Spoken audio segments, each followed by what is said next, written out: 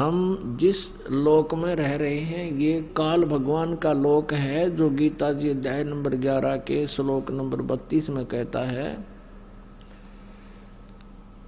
कि अर्जुन, मैं बड़ा हुआ काल हूं और अब परिवर्त हुआ हूं, यानी अब मैं आया हूं।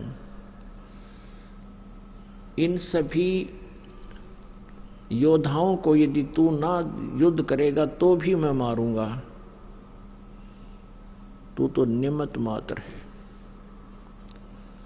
वो काल कौन है? वो श्री कृष्ण जी नहीं है,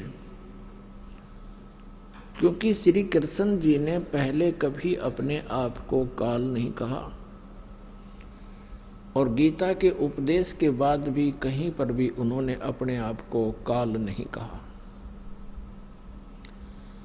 तो इससे सिद्ध है कि जो काल अपने आप को काल कहता है गीता बोलते समय, वो श्री कृष्ण जी से भिन्न है और वो श्री कृष्ण जी के शरीर में प्रवेश होकर के ये सब बातें बोल रहा है। उस काल भगवान को ब्रह्म भी कहते हैं। चारों वेदों ऋग्वेद, यजुर्वेद, सामवेद और अथर्ववेद, इन चारों वेदों को जो जानने वाले माने जाते थे ऋषि, महर्षि, ब्राह्मण, वो कहा करते कि वेदों में ब्रह्म भगवान है, ओम उसका नाम है और वो ही सर्वेश्वर है। कुछ एक जो अपनी बुद्धि को अत्यधिक प्रवर मानते थे, वो ये कहा करते कि हम अन्य पूजाएं नहीं करते, हम केवल ब्रह्म साधना करते हैं और अन्य देव भगवानों की पूजा नहीं करते, नहीं करनी चाहिए। तो वो अपने आप को एक बहुत अच्छा श्रेष्ठ और साधक मानते थे, क्योंकि वे कहते थे हम ब्रह्म साधना करते। तो ब्रह्म भी ये काल है, इसी को ब्रह्म कहते हैं। वास्तव में ये सरब्रह्म है, सरब्रह्म। इसको सरपुरुष भी कहते हैं।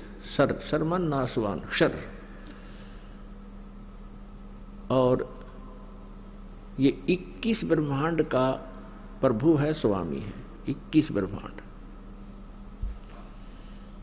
एक ब्रह्मांड के अंदर पृथ्वी लोक, स्वर्गलोक, पाताल लोक, ब्रह्मा जी का लोक, विष्णु जी का लोक, शिव जी का लोक, ब्रह्मलोक, एक धर्मराय यानी न्यायाधीश का लोक, 88,000 खेड़े, शपथपुरी, अतल अवतल ये नीचे के 7 लोक, ये कुल मिलाकर ये एक ब्रह्मांड के अंदर सामग्री है।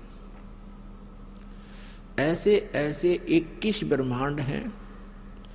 उन 21 ब्रह्मांडों का स्वामी ये काल है, ब्रह्म है।